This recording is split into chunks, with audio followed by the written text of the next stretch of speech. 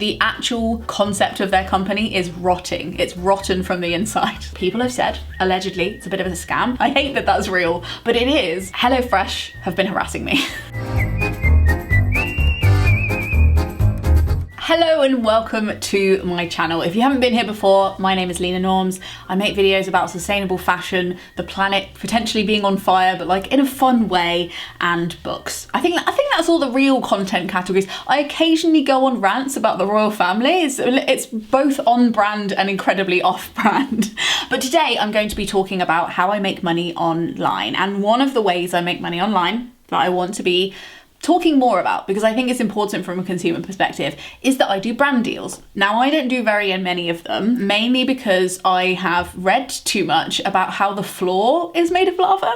And when I say the floor, I mean the planet, but I feel like we have been desensitized to saying, we're saving the environment, we're saving the planet, when really what we're saving is ourselves and the floor that we're standing on. And I feel a responsibility, because my job is so customizable, I know not everybody can do that, to really be as picky on behalf of you as possible, because I as a viewer hate sitting through ads that don't make any sense and I feel dubious about, and I know that you probably do too. But I want to create a space online where if you do hear me talking about a brand, you know that I have considered it from all angles. I've sat there with a glass of whiskey and circled that bitch 10 times to work out whether it is actually something that would make sense in the future. I know that not every company can be perfect, but I do want them at least to be sane. So today we're going to be talking about some of the brands that approached me to sponsor my work on this channel or on Instagram, and why I said no to them, and also how I said no to them. I'm going to be showing you the real life screenshots of how I said no. Hopefully this, as a consumer, helps you think about whether a company is something that you want to put your money towards. I think some companies aren't bad, but they're also not good. And in this economy and this climate emergency, being not good is not good enough for you. And that's why I'm fussy on your behalf. And I also hope that if there are any like smaller influencers who are new to this space are watching, that you'll see the way you can politely and cordially reply to a brand, but also make a statement about why you can't work with them. Because at the end of the day, as a consumer, there's loads of things I'm happy to buy just because there isn't anything different, and I know that. But I feel like as a person, to actively advocate for something rather than just like individually consume it is a very, very different beast. So without further ado, here's my PowerPoint presentation. I made you one. Are you excited? Here it is. And the reason it says Lena Norms and Friends Presents is because of the next slide. All of my videos are free to watch. 99% of the content that I make as my job is free. You can access it for free anywhere. Anyone can access it, but a small amount of people choose to tip me for it. That is called the Gumption Club, and it's my Patreon. It's where people can tip me per video so that I can keep doing this. So the lights stay on, so my fridge has food in it, and I feel enabled to not top up my income or grow the piece of pie that is my brand deals any bigger than it is. And I think that's really valuable. I think when you're coming to a place of criticizing creators for working with brands that you don't agree with, it's good to come at it from a place of intelligence and compassion, explain why, use sources if pos, and also say, hey, if you had a Patreon, I would join it. Is there anything else I can do to show that I appreciate you without you having to do these brand deals? I cover that more in the last video I made about brands I don't work with, which is up here if you'd like to watch it. And in that video, we roast. Who do we roast? The people I have previously refused. Bill Gates? Yes, that one. BetterHelp? Amazon, Audible, or Blinkist, NordVPN, Nike. So if you're interested in why I turn those brands down, there's a video that I'll link below if you want to see those. But today we are going to be talking about the most recent companies that I've had to say, I've got a boyfriend. Sorry, I can't, I'm washing my hair, and other more polite email replies. And we're going to start with CrossCountry Trains. Now you might think, Lena, you're a sustainable person. You like trains, you can't even drive. This sounds like the perfect partnership. Sustainable travel? Yes, please. I would have said yes in any other year, but the year of our Lord 2023 has been the year of strikes in the UK, if not the world. And I have been greatly affected by the strikes, as have all of the people who work for the train companies. They've been incredibly uncooperative. It's been a shit show, to be honest, not to mince my words, but I genuinely think it's been an absolute shit show. And CrossCountry Trains was one of those companies that people stroked. They're giving me a stroke because I can't get a train anywhere. CrossCountry is one of the many train firms that people have been striking against. So this was an obvious no for me, and a sad one, because I love trains. I would like to promote people riding the trains, but I'm also not about to actively and gleefully promote somebody who cannot do maths properly and run a business so that the employees they have are compensated well. Like, I shan't, I won't. So this is my email back to them. Thanks so much for thinking of me for this. I've always been keen to promote train travel and sustainable ways of having adventures. However, due to the union strikes, I think a collaboration wouldn't be appropriate right now, even slightly ironic. Please do pass on that feedback, and I urge you to get in touch when strikes are resolved. I'm happy to promote them once I am assured that the lines are reliably running again with adequate and fairly paid staff. Lena. Now, something that I do when I reply to brands is I always make sure that I say, I'm giving you this feedback so that you pass it on. Can you pass it on? Because the people at the end of the emails, they're not in charge. They're probably not being paid well either, but I do want it to go down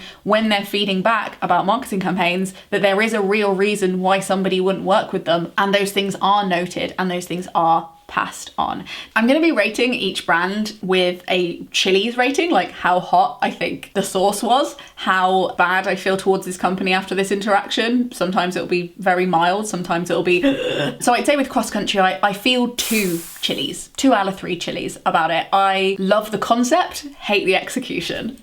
Maybe I'll work with them in future. Although maybe now this video is going up, maybe they probably won't want to. That's okay. The next company on the chopping block, and this, my friends, was an easy one. This is Established Titles.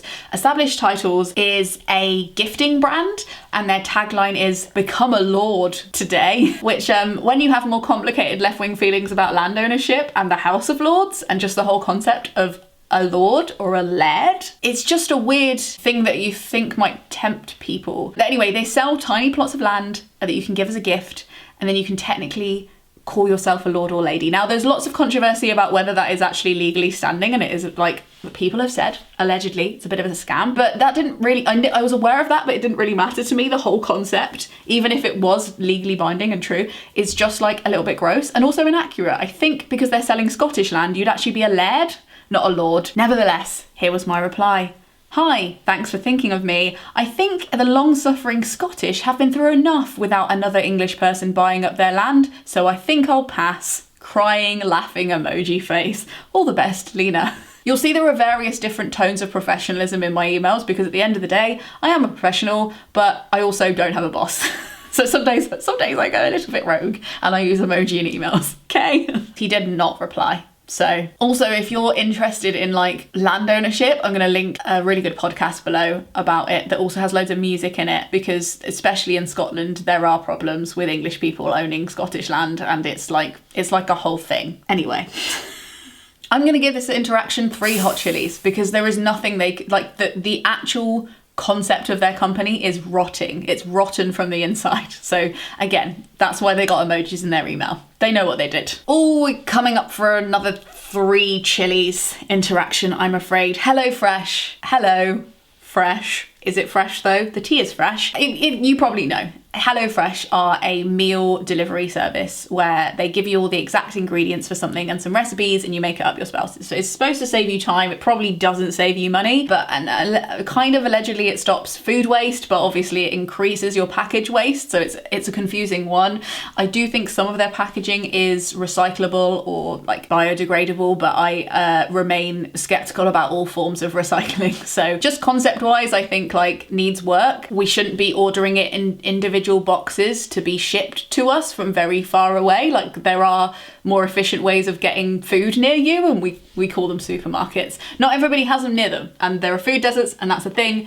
It makes sense. I am somebody who has one near them, and I also live in a country that doesn't have as many food deserts as other countries because we're very small and packed in. So all of that being said, HelloFresh have been harassing me. I'm going to call it harassment. I just think I need a restraining order from them at this point because they keep working with different marketing agencies or directly. So all the different marketing agencies email me, even though I'm like, please stop emailing me. I don't want to work with HelloFresh. Stop it. But they obviously don't all get the message about GDPR because they're all not connected. And HelloFresh themselves, I think, have contacted me and I've been like, oh my God, leave me alone. So I have sent, I think this has been 4 times now they've approached me and I've always said no, and for the same reason. And it's not the packaging and it's not the price and it's not the transport. It's really the actual food. I am currently a vegetarian, aspiring vegan. I'm trying to cut out more and more animal products as I go on. Have a video about it, it's up here. But what really grinds my gears about HelloFresh is that they have a whole tab on their website, and it's one of their key messages of their selling is about sustainability. Cackles in Ursula. Because you can't read any climate paper or any sane climate text without knowing that one of the main contributors to the climate crisis is the consumption of meat. Whether we like it or not, I personally don't like it. I kind of hate it. I hate that that's real, but it is. And while I'm not going to shout at individuals for doing it, in fact, I used to do it, I'd be a hypocrite to shout and be angry about it. I am angry at companies who continue to perpetuate a meat-based diet as the biggest and most important thing. And when you look at their website and you load it, everything that is thrown at you is meat. Everything. There are vegetarian meals. They look a bit piss poor to me. And I will tell you also, as of today, the year of our Lord, August 2023, when I am recording this, they only have 3 vegan meals on their website. 3. If I wanted to eat vegan, I couldn't even order a whole box. That's shoddy. It's literally their expertise. It's literally their job. I'm not going to go up to any individual and say, stop eating meat, but I am going to go up to a company and say, stop buying meat en masse. It's not even well sourced or produced meat. Anyway, I'm going to get on a drunken rant if I don't stop. So I've just sampled for you 2 of the cease and desist emails I've sent to them and their various marketing agencies, but this is one of them. Thank you so much for reaching out. I've been approached by HelloFresh before and have declined due to their really limited vegan and veggie options. It looks like they're still pretty disappointing. If you could pass my feedback on, that would be really appreciated. All the credible climate research points to the fact that there is nothing sustainable or ethical about meat consumption. I realise the word sustainable is an unregulated term at the moment, but their sustainability report is pretty misleading. So as a customer and as an influencer, it wouldn't be credible for me to promote them. So I think we're using words like credible, using words like research, using words like unregulated are important when you're giving feedback because you're pointing to actionable, real, serious, corporate-based language that hopefully will hit home. Although apparently it hasn't, because a few weeks later, I got another email. So here was my reply again. I've been contacted by HelloFresh several times for a collaboration and I've given the same feedback each time. Do you think you could take me off your lists? If it's helpful to feedback to your team, I don't work with companies who actively buy and promote the consumption of meat. From a consumer perspective, I consider any sustainability claims from HelloFresh a moot point for that reason. Thanks so much, Lena. If anybody has any meal-based boxes that they've had good experiences with that have decent veggie options and at least more than 3 vegan options, do let me know. I'd love to try them, genuinely. And it's a free world. You could run a meal delivery service that serves meat, but I regret to inform you that calling it a sustainable business and using that as a way to promote your business is inaccurate. Stop it, stop it. I would call this interaction a 3 chilies interaction, wouldn't you? This is a 1 chili interaction. June's Journey is, I can say that off the bat, it's just a 1 chili interaction. This is a little game, a phone game called June's Journey. It looks wholesome. It's set in historical times. I, however, don't play computer games. I was banned from doing it as a kid, and I don't really see any appeal in it as an adult. This is why I also, in my last email, my last video, turned down Dungeons & Dragons, just because I don't play it. It doesn't interest me. I could take it up as a hobby, but I don't know if you've noticed on my channel, but I'm kind of maxed out on hobbies right now. And I'm also trying to reduce my screen time. So I said to this person, hi, let's call her Phoebe. Hi, Phoebe. Thanks so much for thinking of me. I don't actually play video games at all, and I'm trying to steer clear of screens when I can. So this wouldn't be an authentic sponsorship for me. Best of luck with the campaign. And if you have any different projects in the future coming up, do reach out. A really nice, professional, short 2-line email being like, it's not you, it's me. I have nothing against phone games. I just don't want them. And I'd have to sit there and play it loads to be able to recommend it, which I don't want to do. And also I wouldn't be able to tell you authentically whether it was good or not, because it would be the only phone game I've ever played. You know? So I'm not the influencer to tell you about June's journey, but I'm sure that other people have, and maybe it's great. Bottleshot Coffee are a sustainable coffee brand, or they're trying to be, and they have lots of Rainforest Alliance style badges about how sustainable the coffee is, and they're also serving everything in tin cans, which are easier to recycle, although they're still not refillable, but sure. However, I turned them down for the following reason. Hi, thanks for thinking of me. I only drink and promote fair trade certified coffee, I'm afraid. It's great that you've got a sustainability page, but the Rainforest Alliance badge isn't enough for me. Sorry. Without it, it's likely to have been made by human exploitation, which isn't very cheery. If you're going to DM somebody on Instagram, you're going to get an unprofessional reply. Just saying. I know it's not your role, but if you could pass that on to your team, that would be great. Kiss. Oh no, it's not a kiss, it's a smiley face. It could have been a kiss though. Okay, here's my little spiel. I know that making fair trade products in this day and age is hard, but it's also the easiest it's ever been, and coffee is the easiest one. It's literally been around since the 80s. Like, I don't understand. If it was something that didn't already have an existing supply chain and an existing person who's very good at regulating it and all of the obvious things, then I'd be like, well, you can't have them all. At least you got the rainforest sticker. But like, it would just be easy, especially because that's your sell. Again, it's the same with HelloFresh. Like, it's literally what your brand is. Like, it's not just like a PS, like it's literally what you're selling. And there's no sustainability without social justice. That's just maths. I stand by that. It's just maths. Second to last is Skin and Me. You've probably seen loads of influencers recommend them. Skin and Me are a skincare brand where you get personalized skincare. So you get like a little tube every month made of aluminium that has like all of the different things that they think your skin will need based on science. Sounds good. However, I didn't want to work with them. Well, one, for the reason that I've said in the email that I'm going to read out to you, and then there was another reason, but I'll read out the email first. I'm focused on reducing waste, so a product you have to repurchase every month in new packaging doesn't align with the kind of products or ethos I promote on my channel. Thanks, Lena. It's very simple. And if I was somebody who talked about skincare and had an audience that bought a lot of skincare, then I'd say that maybe using something like this would reduce the amount of skincare products we're all buying. But I'm personally probably buying like 3 bits of skincare every 6 months or every year. Like, I'm buying big tubes or big bars of my skincare, and I also have a very simple skincare routine because, and the second reason I said no to them is that I'm a genetic wanker when it comes to skin, and my skin's always been pretty fine. I barely even have any hormonal flare-ups despite having PCOS. I don't really get spots.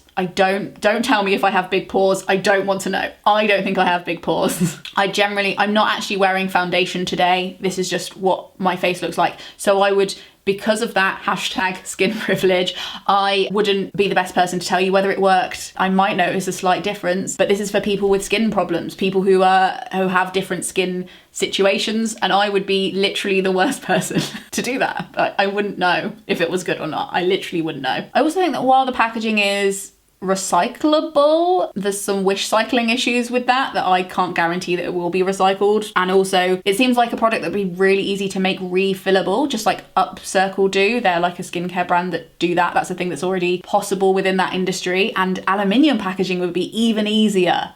Surely. Lush have been doing it for like 20 years. Come on. So anyway, I just felt like I was like, I don't think you're really there yet. And also, I'm not the person. So both. It's just a one chilly interaction. Chill, but also like, no. And then finally, Wren. Wren are a company where you pay a subscription, and then it's an app, and then I think they kind of tell you, like, based on your lifestyle, what your carbon footprint is, and then you pay it off. I understand why they got in touch with me, because I suppose they were looking for sustainability creators. So on that level, it makes sense. And I do want people to be aware of their individual impact, but I'll tell you what I said in the email. I'm afraid I don't believe in carbon offsets as a solution to climate change. From what I've read, it's a bit of an irresponsible distraction from what we are actually urgently needing, policy and law change. Then I linked 2 videos that back up my point, like video essays. that are very well sourced. The concept of footprints and personal responsibility over corporate responsibility and systemic change isn't what I'd like to promote to my audience. It would contradict the climate content I already have on my channel. Thanks so much for reaching out, Lena. Now, I like saying no in a way that's like, sorry, I've already said the opposite of what your brand says, so I just can't, it's too late. Like, it's too late, we can't work together because I've already said it. But I also wanted to back it up with evidence. The guy actually did respond to me. He was one of the people who did respond, and he did contradict some of the stuff that I said and was like, oh no, actually it's fine. I just didn't agree, so I didn't reply. And I'm not paid to sit down and research it all. So because of the stuff I'd already researched, I felt like it wasn't worth my time sinking any more time into convincing myself that this brand was doing the right thing, because that's not a good use of my time or yours. So I did just say no, because it's also like £26 a month. It kind of sounds like too much money to ask people to pay for something that isn't actually definitely going to work during a cost of living crisis. And if people did have £26 a month to spend on trying to help the climate crisis, I would tell them to donate it to somebody like Client Earth, who is literally just suing governments for doing things, which sounds actually quite effective, or Greenpeace, or somebody like that. Do you know what I mean? Rather than trying to individually pay to offset your own footprint in a very, like, it's not quite provable if it's definitely going to work or definitely happening. Rather than paying for that, wouldn't you want to pay to force systemic change that would mean that your carbon footprint in the future would be lower, as would everybody else's around you? Do you know what I mean? Am I making any sense? It just feels like not the right focus. You know, it doesn't sound like inherently the worst idea ever, but it also doesn't sound like the most efficient or best idea given the urgency. Like, is nobody panicking? Thank you for listening to that ramble. I hope that it gave you some insight into how I make decisions, how a lot of other creators make decisions about who they feature on their channel. I'm aware that not everybody can make these choices, and if I was in a PAYE job again, I would probably have to work for somebody that I didn't entirely agree with. But because my job is customizable, and because of the support, the constant support of the Gumption Club, it just means that I can run my brand deals like the X Factor. I can just be like, no, it's just not good enough, next. And I hope that wastes less of your time, it wastes less of my time, and it creates a healthier dynamic, not only between audience and creator, but I think also just between creator and floor. We like the floor. I'd like to keep the floor, please. Can we prioritize the floor? In my last video about this, I did talk a little bit about other influencers and not judging them and approaching it with a kind of holistic, nuanced view. So if you want more answers on how I feel about that, it's in that video. This video was, of course, made possible by the Gumption Club, because who the hell would sponsor this? Thank you so much to them who've joined the Patreon. You also get added to a Facebook group, a secret Facebook group. If you join, and you get early access to videos, you get a weekly podcast from me that isn't available anywhere else, and loads of other fun perks. So if you do want to look up supporting me or supporting any creator that you watch, Patreon is the place to go. If you like this video and you'd like to watch more videos similar to it, then maybe watch these videos. If you like this video but you'd like to watch me talk about something else completely different, but you'd still like to hang around, then these are the videos for you. Thank you so much for watching. Frog Snug out.